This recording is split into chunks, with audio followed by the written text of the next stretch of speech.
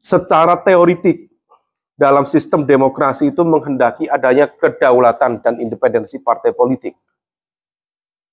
Tetapi kalau misal kemudian kita lihat tingkah, perilaku, dan juga kecenderungan yang ada belakangan ini, seolah-olah mengonfirmasi bahwa ada operasi politik yang bisa dijalankan secara sistemik, secara sistematis, untuk mengacak-acak kedaulatan partai politik.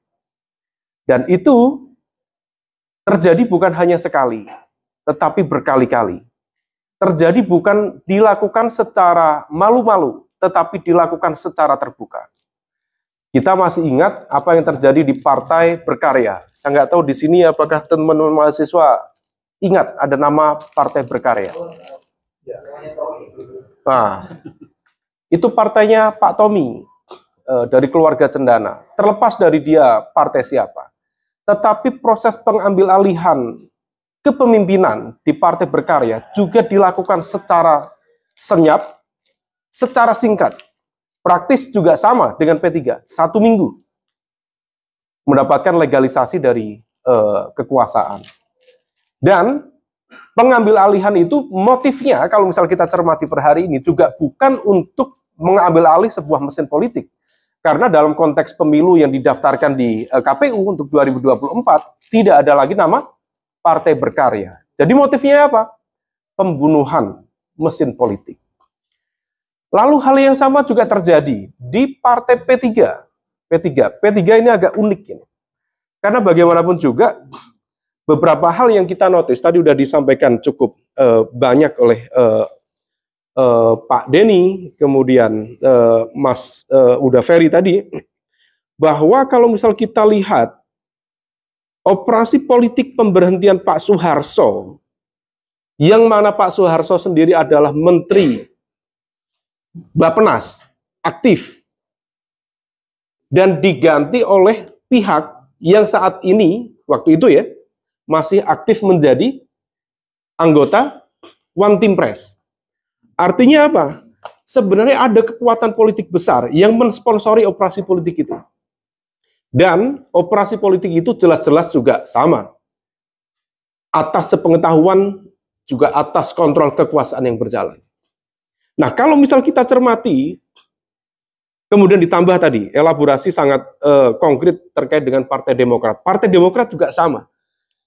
Partai Demokrat juga mengalami proses yang luar biasa. Dia berhadapan-hadapan dengan kekuatan yang barangkali sangat merepotkan, tapi di saat yang sama dia mencoba untuk bertahan.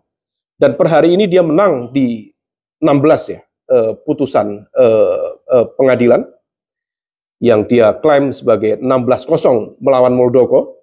Tetapi sekali lagi betul, everything is constructed by politics.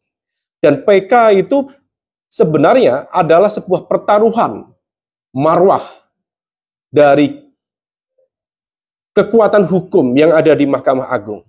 Tetapi seolah-olah kita itu kalau misal berhenti di level harapan, itu tidak menyelesaikan banyak masalah.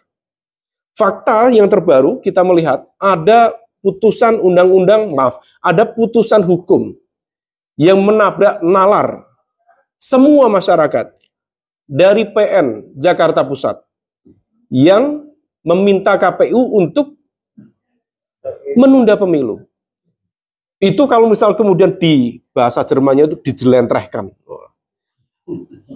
Apa saja titik lemah dari putusan itu, ketemu semuanya. Apalagi di sini ada Pak Refli, ada Uda Ferry, di online juga ada Pak Denny. Itu nggak make sense. Tetapi sesuatu yang nggak make sense itu terjadi, disampaikan secara terbuka, dan menjadi sebuah fakta hukum, sekaligus juga fakta politik. Artinya apa? Semua operasi politik kekuasaan ini sering dilakukan, diupayakan, dan sifatnya itu adalah bagian dari upaya untuk melihat apakah kemudian ini memungkinkan untuk digarap atau tidak. Kalau misal memungkinkan, pasti lanjut.